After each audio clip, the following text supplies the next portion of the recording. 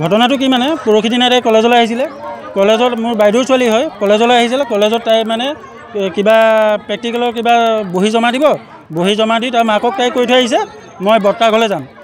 ঘৰলৈ যাম বুলি কোৱাৰ পাছত তাইৰ ছোৱালীজনী আজি পৰ্যন্তলৈকে আমি পোৱা নাই আমি তিতাবৰ আৰক্ষী থানাত আমি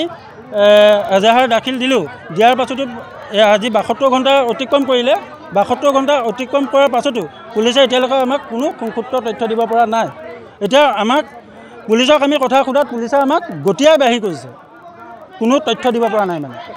উত্তপ্ত পৰিস্থিতি আমাৰ এতিয়ালৈকে আমি ন্যায় দিব পৰা নাই তেখেতলোকে আমাৰ তিতাবৰ থানাৰ অচি ডাঙৰীয়ে এতিয়ালৈকে আমাক কোনো ন্যায় দিব পৰা নাই